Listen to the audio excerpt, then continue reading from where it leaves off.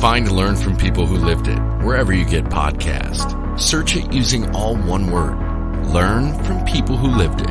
Welcome to another episode of Learn from People Who Lived It. I am Lawyer Johnson, and I am 52 years old. Lawyer, what story are you here to share today? The story I'm going to share today is that there's no deadlines on dreams. I'm here to share my story of being molested as a kid, going through mental trauma, also being incarcerated, and just doing wonderful things with my life now. Who do you hope hears our story today? Anyone who is lost and is looking for a sense of purpose in life. Lawyer Johnson and I came in contact probably, 3-4 months ago? Yes. And we had a quick exchange, and it was clear to me that he was going to be a perfect person to bring into the Durango Detention Center for another episode of Learn from People Who Lived It, which is exactly what we're here to do today. And so the first question that I want to ask you, Lawyer, as we settle in and we kind of get going, is it strange for you to be back in a facility like this? What does that feel like? Have you been back since leaving before? Give me a sense of how you're feeling right now. I feel calm. I can actually identify with all these guys in here because I've been in this situation. I also, when I was a young kid, and this is, I'm just being honest, when I was a young kid, I was in school and I was one of those hard-headed kids. I didn't even want to listen to anyone, and my teachers were like, this guy is just out of control. We need to take him on a field trip to one of these prisons. And I ended up going to one of these prisons, and it was an older guy in there, and he was telling me his life story. And this is the truth. 10 years later, I see the same guy in the prison that I was locked up in. And I remember you when I did a tour here with my class. He said, I guess you just didn't listen, did you?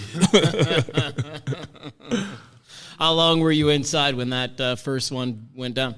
My first bid, I ended up doing 5 years.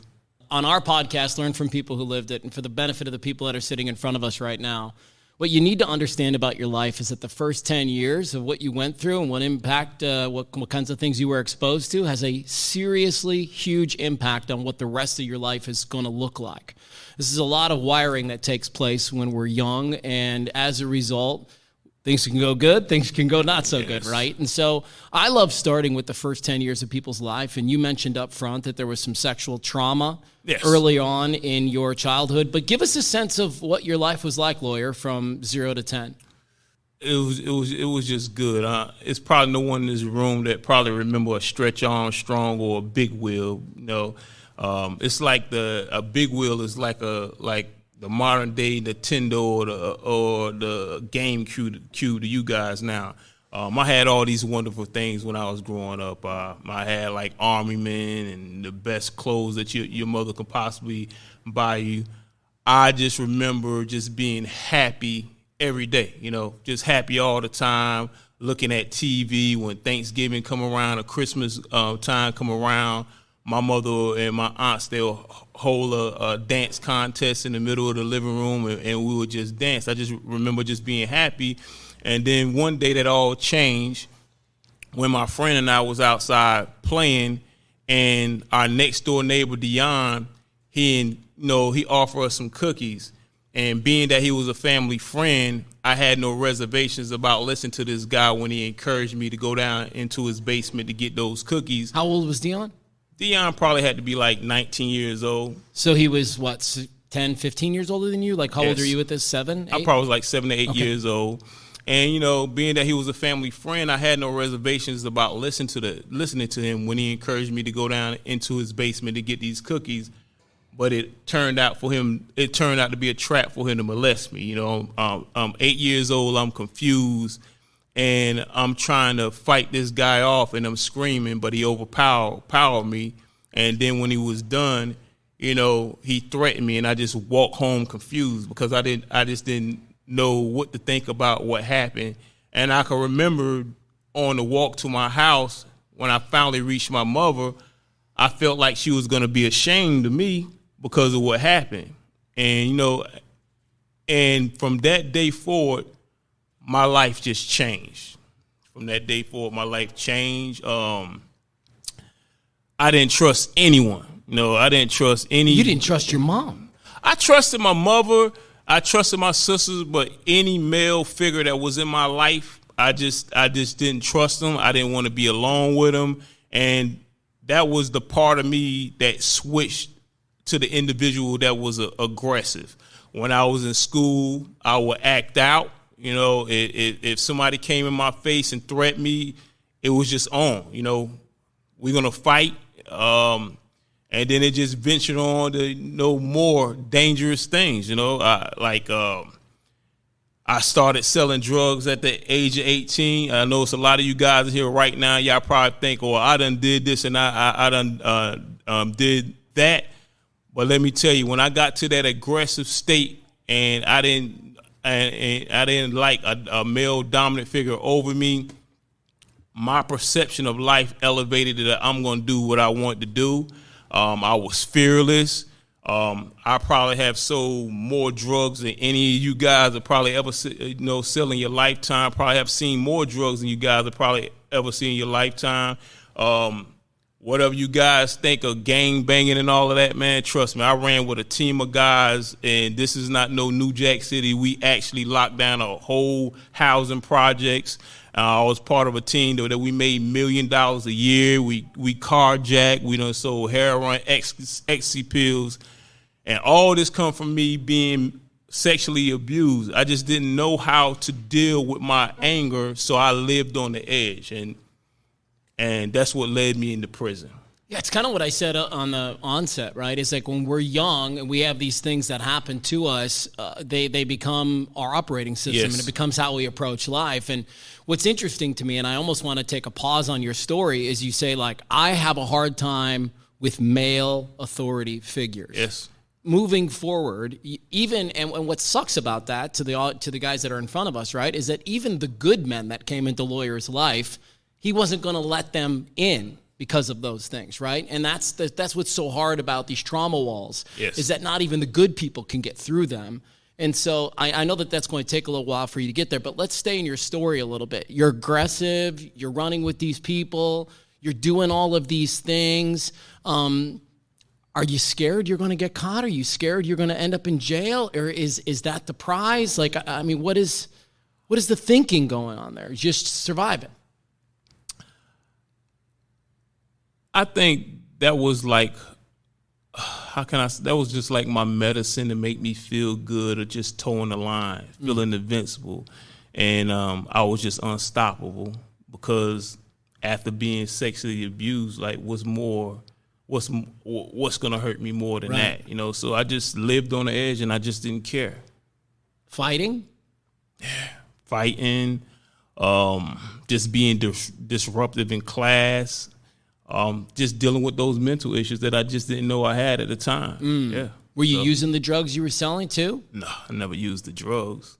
I think my drug was just being reckless. Really? That was my drug. It's not the physical drug that people would do, or smoke weed or smoke crack. My drug was the high of, I'm going to get away.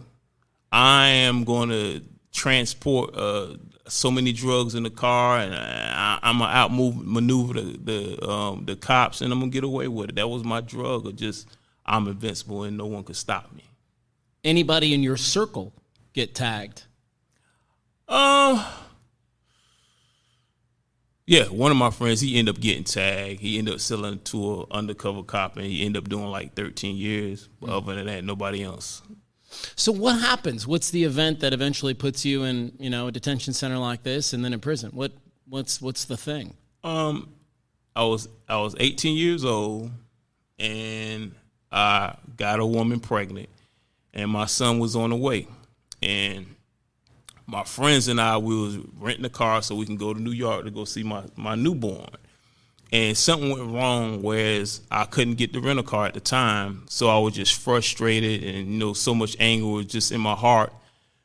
So we were sitting at a store inside of our hood, and some guys from another town, they drove up to the store that was in our hood. So in my mind, I like, listen, let's rob these guys. We're going to keep them out of the hood. So we end up robbing, I end up robbing, and a couple more guys end up robbing 5 guys. We took all their clothes. We took all their jewelry. We took all their money. We took everything from them. shot at him. Then we ran back into our housing projects, and that was what got me. Is that a life where you're always looking over your shoulder? Like, do you always feel like people are after you, or you feel literally 10 feet tall and bulletproof? 10 foot tall and bulletproof. At that time, I did. Yeah, I was like, I just didn't fear anything. Like, I don't know how to explain it. When something bad happened to you, it's just like, you growing up in a hostile situation, and all you have is your best friends around you, and you see these guys every day, right? And then all of a sudden, a couple of them get murdered, and then you still dealing with the mental issue of you being sexually abused, and it just doesn't leave your mind. It's like a tape recorder that you play over and over in your mind, over and over, of these horrible things that an individual did to you that you trusted. And then on top of that, you have friends. Like I can recall by the age of 18, I probably had like maybe 5 of my good friends, get murdered. So, I'm dealing with the mental issue of the sexual abuse, and then I'm dealing with the mental issue of my friends getting killed. It's like a wound that never heals, and I'm living through this every day. So I'm invincible. What is it to be scared of? This person that I trusted did this horrible thing to me, and then 5 of my good homies pass away. Yeah, I'm. I wonder if you'll let us inside your world a little bit. Sure. You think, because the group that you're running with, these are your boys, right? But this is a pretty tight group of people, I'm guessing. Yes. You sharing your life and your feelings and your thoughts with these folks? Like, are these the folks you confide in? Talking about my life story? Yeah, just kind of like how people get together and they just sort of generally share their lives. Yeah. Yeah, you can share your lives with these guys, right? So then when they die and you have to deal with that, because I think from the outside looking in, it's pretty easy to be like, well, they were up to no good, they were doing bad things, they died, and people can look at that, man, and wrongfully take some currency away from that situation, right? But these are still like your close friends. Yeah. These are people that you have to grieve the loss of. Yeah, but like it's sad to say. It's like when you in a situation where you don't have money and you can't go anywhere to get help to go see a psychologist or a counselor to help you get through those pains. It's like you self-heal on your own. Like you out there, it's like you wake up every day, the aggression never stops. You still going out there, you self-healing, on your own. So you really don't have a chance to mourn your friend. You just continue to go, but deep down and you still have all this pain and you in this aggression, and you still doing dumb things that you're not really acknowledging. You're just going through the phases of your life. You just continue to go. So at 18, you have this incident, you rob these guys, and this is what lands you in jail. Yeah, they when this happened, one of the guys I had, it was me and 2 other guys that committed the armed robberies. And one guy, which was dumb, the individual's clothes that we took, he was out there wearing the clothes. He was bragging. He was telling everybody that, listen, we took all their jewelry, we got their money, we got their clothes. And some crackheads, they heard him, and they called Crime Stopper, and they locked him up. This is one of my close friends. They locked this guy up. So he gets locked up, and he called me. I like, don't worry about it. I said, I'm a hustle as long as I have to, and I'm going to get you out. But all the time, this guy's snitching on me. So one day I'm sitting in my house, and I get this phone call, from jail, but it's not a collect call. It's a straight through call. It didn't dawn on me because he was one of my friends. I trusted this guy. He was one of my friends.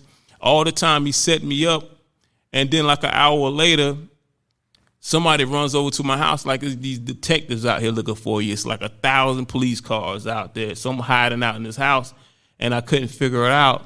And then one of my friends like, yeah, your friend Monterey is the one that told on you. So eventually they end up giving my mother a detective ended up giving my mother a police car and told me to call him. So I called him. I'm like, they don't have any information on me.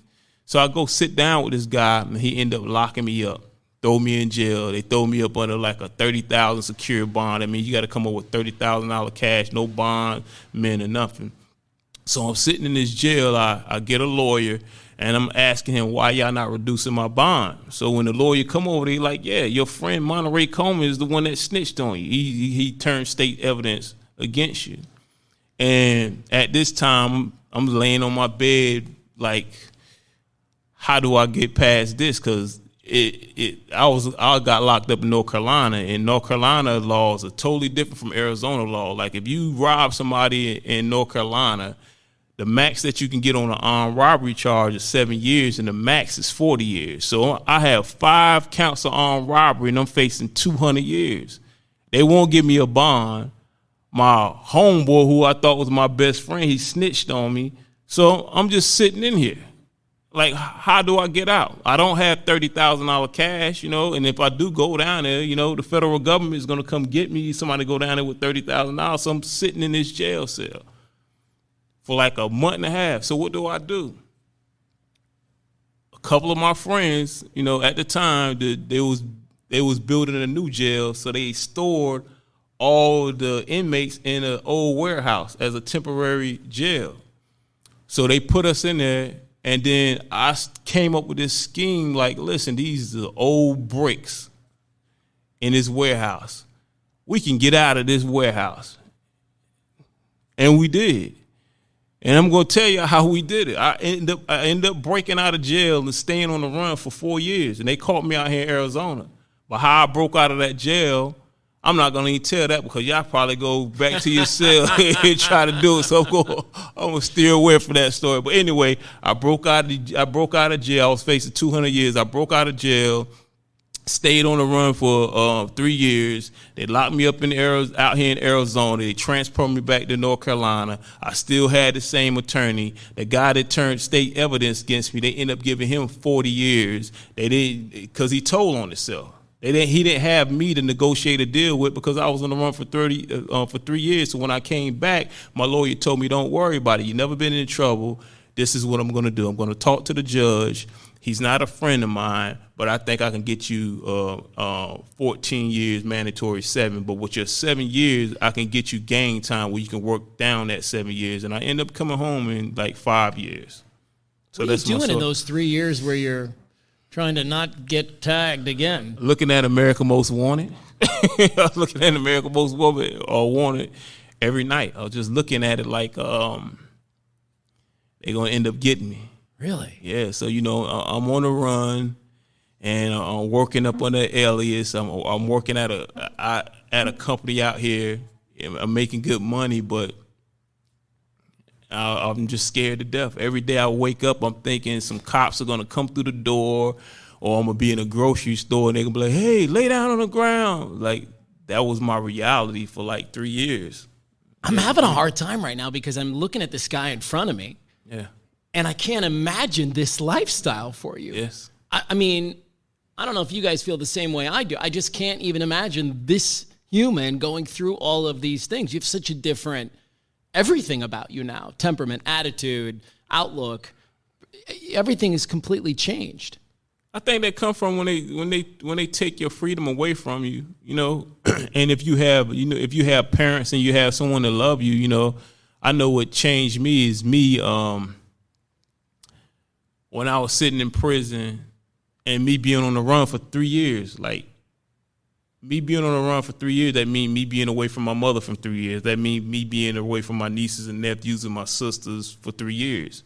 So when they finally caught me, I didn't see my mother then when they put me in jail, because as soon as they brought me back to jail, they like he's an escape risk. They took me to the main prison, like the biggest prison in North Carolina, and they housed me there until it was time for me to go to court. And all this time, I still didn't see my mother. I didn't see my mother until I was actually doing my time in prison. And when I saw my mother for the first time, I could see in her eyes that she was worried about me. She thought somebody was doing something to me behind prison walls, and I had to like really tell her, reel her in, and be like, listen, I'm okay. Don't worry about me. I'm okay. Nobody's doing anything to me. I'm okay. And from that moment right there, I just made a commitment to myself. I made a commitment to my mother, and I was like, I'm not ever coming back in here, because I didn't want to see that distress in my mother's face ever again.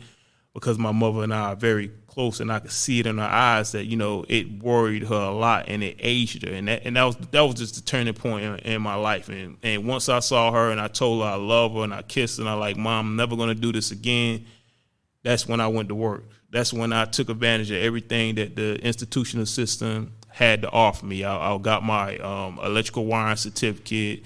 I got my plumbing certificate. I took advantage of all these things. And when I hit the street, I didn't ever turn back again. What about the people that you used to run with? How do those relationships work out? Were you ready to make a change, and maybe there's some people that aren't? You know, it was some of my good friends. They still my good friends today. They're not doing the same thing we used to do when we was 18, 19 years old. You know, they're not in the housing project. They evolved too. They have their family, and you know, they taking care of them, and they working a 9 to 5. And then I have friends that's in a wheelchair. I have a friend right now. He's not 50 Cent, but he was shot like 9 times. One of his eyes are out. You know, he's paralyzed, and he actually came out to my wedding 2 years ago. So, you know, he didn't adapt and make that change, whereas, you know, he can live a civilized life. He just stayed in the game, and the game came back to get him. You mentioned in the beginning of the podcast, you said dreams have no deadline. Yeah. And I want to take you back to that comment for just a second and ask you, do you remember being a little kid, or even, you know, 12, 13, teenagers? Do you remember dreaming about what you wanted your life to look like? And are you doing some version of that? I can remember when I was a kid that I always wanted to sing. I wanted to be like Michael Jackson. And then I wanted to be in the Army. I wanted to be a fireman. I had all the dreams that you guys have right now. You know, I had all those dreams, and I always, when I got to high school, I always wanted to be an electrician.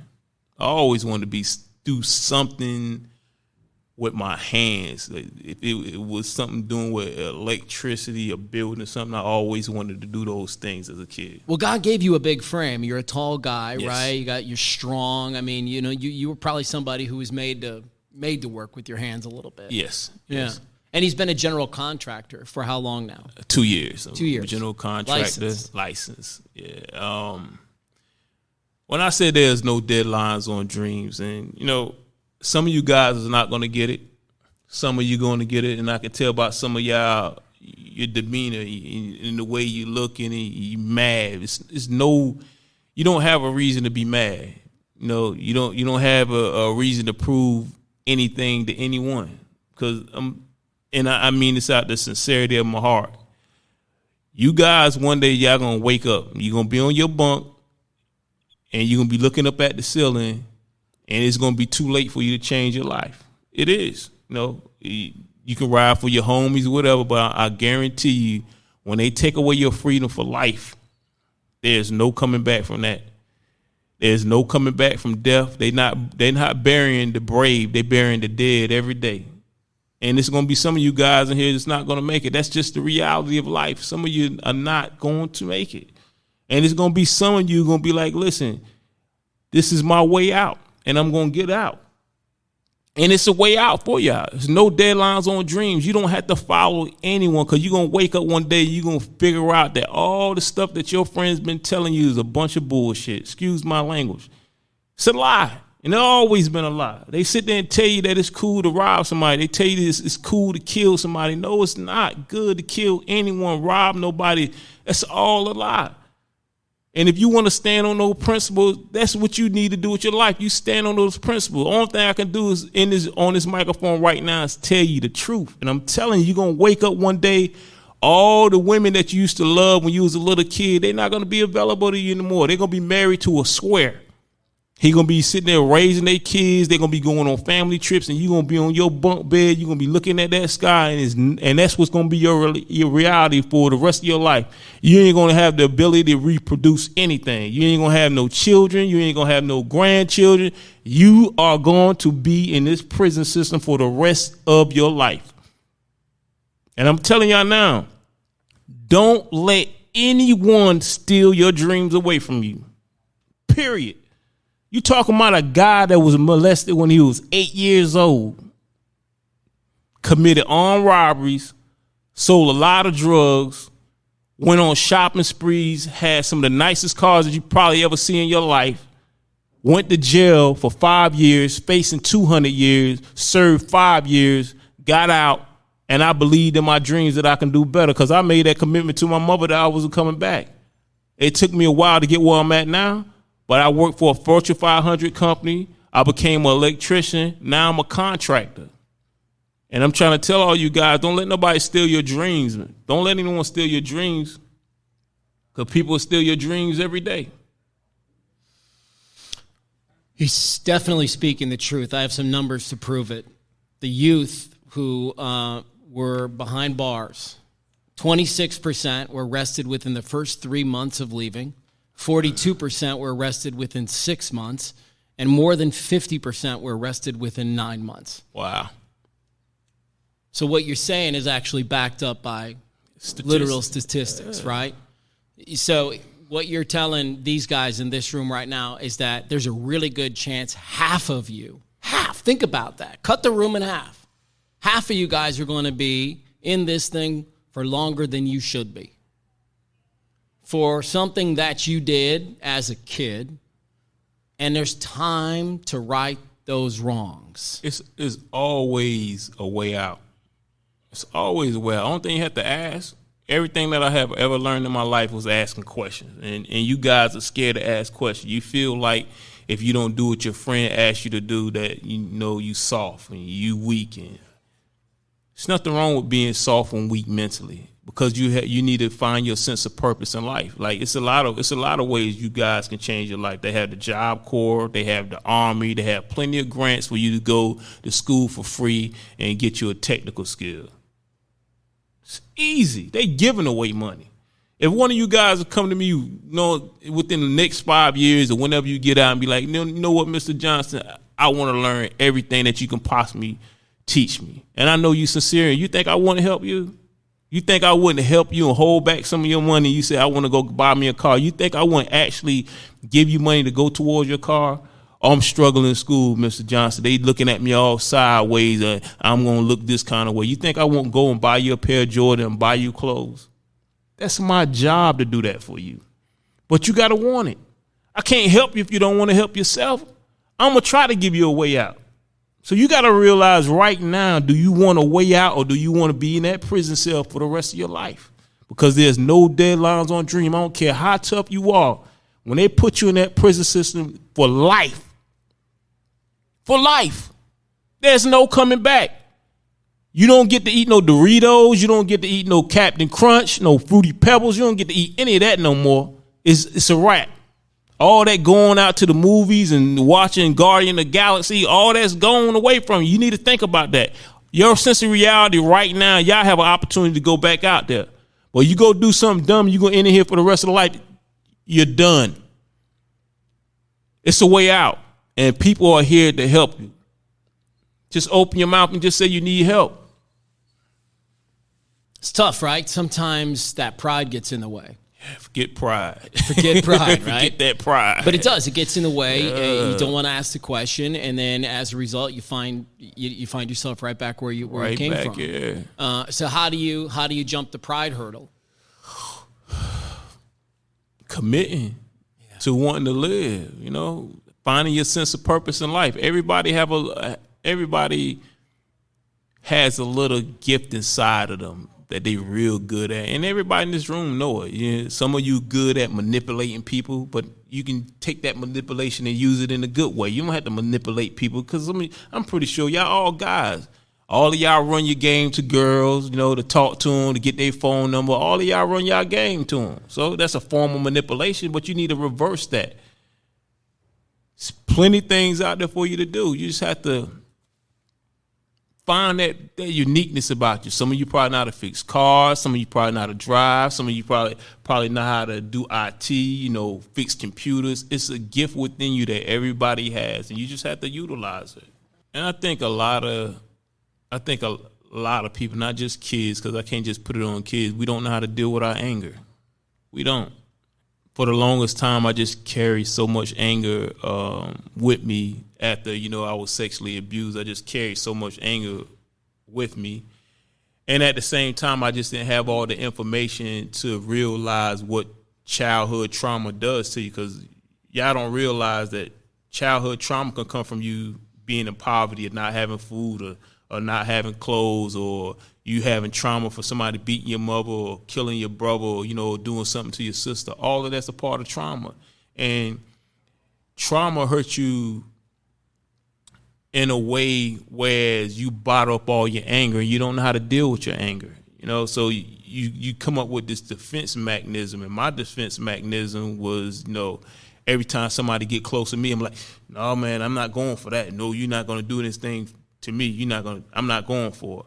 But as I got older, I realized that I had to pour my negative energy into something, and I started doing comedy. And once I started doing comedy and I got good at it, and I started traveling all around a country and started meeting, well-known comedians, I figured out that was a space I can pour my anger into, and it calmed me down. And that's what you guys got.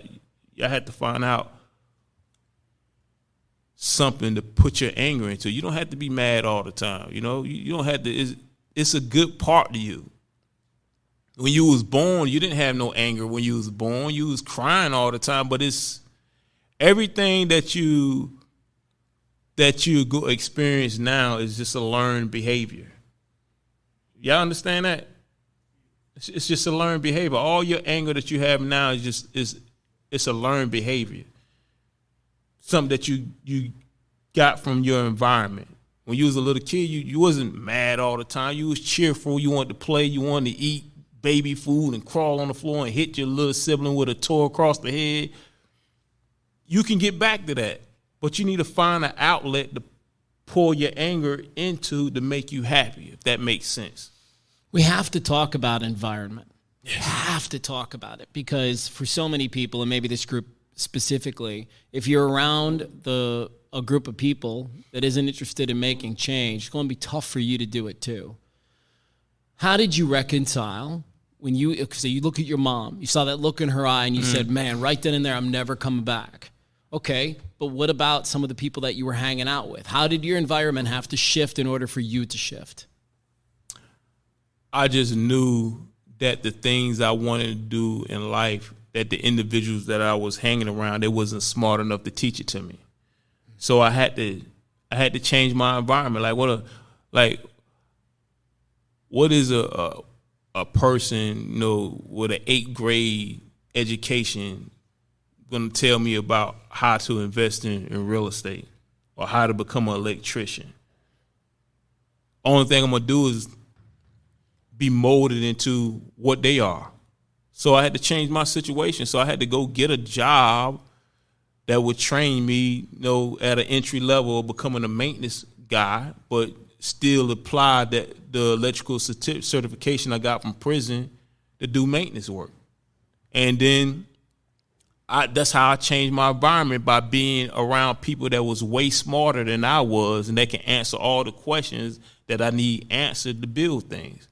And that's what I did. I changed my environment. And as I kept going up the ladder, it just got better and better because I changed my situation. You're never going to get better being around the same people every day unless they elevating you to a different level. If you want to be, they say this all the time, if you want to be a millionaire, you need to surround yourself with millionaires. You need to figure out what are they doing to become a millionaire, or what are they doing? Are they doing real estate? They doing IT? Now, if you want to become the best drug dealer in the world or the best killer in the world, who are you going to hang around? You're going to hang around the best killers and the best drug dealers.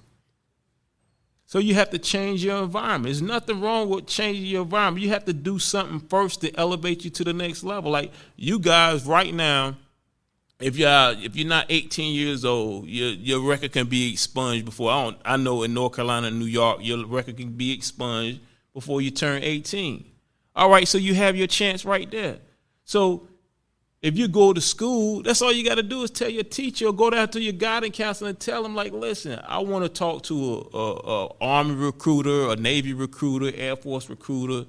Trust me, that's not what you want to do, but that's what you have to do to change your environment. You need to get around a whole bunch of people with you. You need to get around people that's going to give you structure. You're going to get around people because the Army teach you all of that.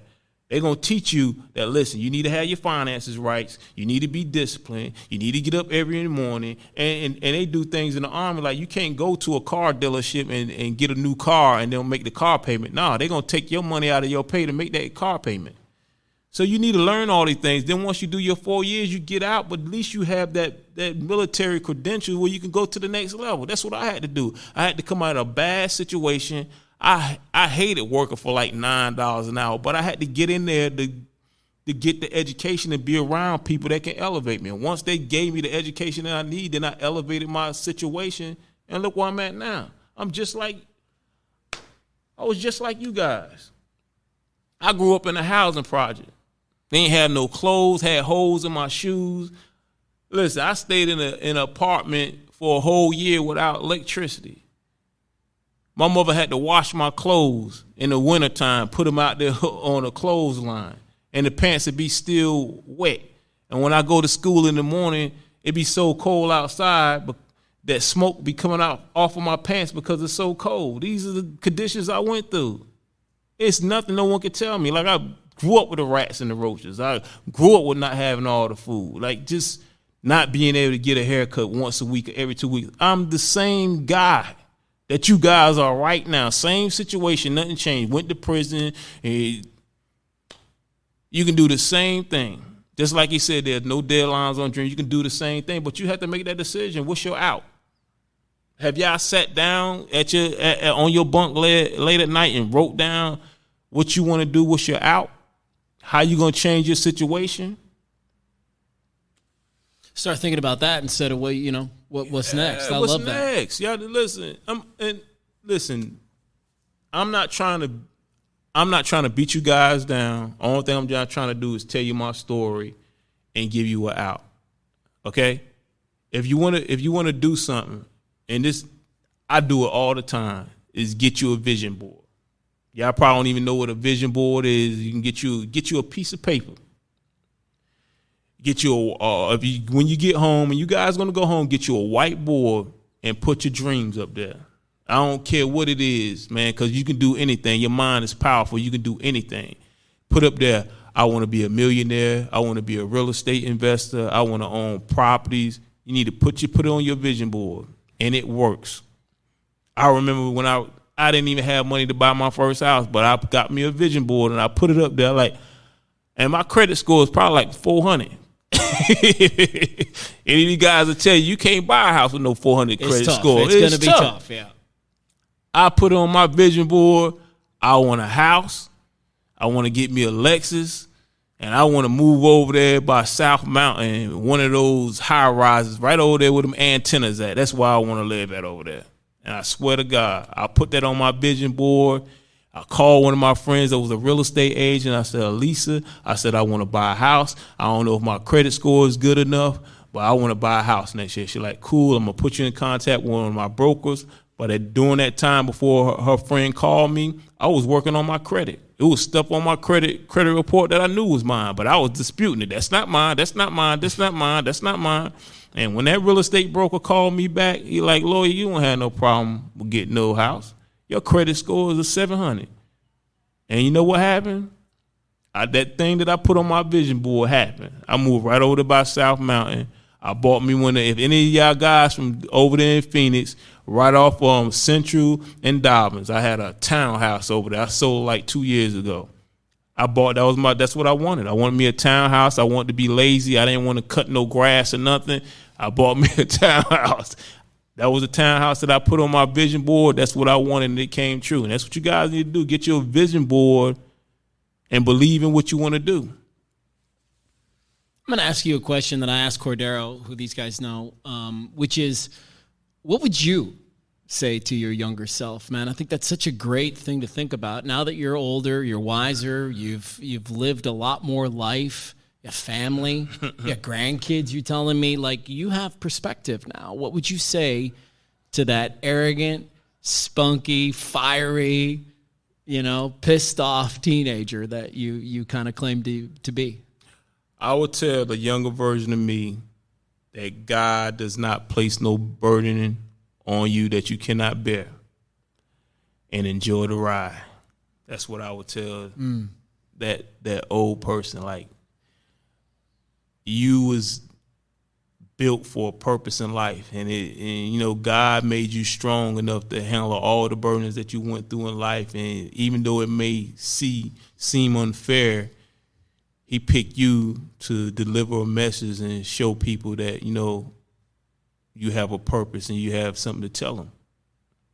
That's why I tell me, like, you know, God don't place no burden on you can bear. Enjoy the ride. It's gonna be one hell of a ride, and you know what?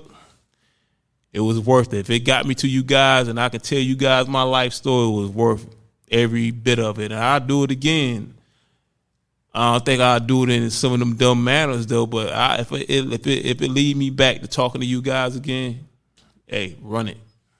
Lawyer Johnson, thank you so much for being on the podcast today. Appreciate it. And thank you guys for being awesome audience and just kind of hanging in there, listening to our story. I want to just end with this note right here, which is something you said. I believe in my whole heart, and I know this because I've talked to all of the folks that work in this detention center. This is a group that really would love to see these folks succeed. Yes. And there's a lot of programs and things that they could opt into that would help them get on that path. Get rid of all that pride. And you know what? Put your ego in check. Put your ego in check, man. You have to be the voice of yourself. That means that everything that someone's telling you outside what you feel in your heart, put it in check. Put your ego in check. That's the best advice I can give them. Put your ego in check and, you know, commit to something that's bigger than you. We have 3 goals with Learn from People Who Lived It. 1. To help you feel less alone. 2. Encourage you to seek out a coach, a therapist, a church, anyone who can help you get through your journey and find some healing. 3. When you're ready, share your story with us. Find Learn from People Who Lived It wherever you get podcasts. Search it using all one word. Learn from People Who Lived It.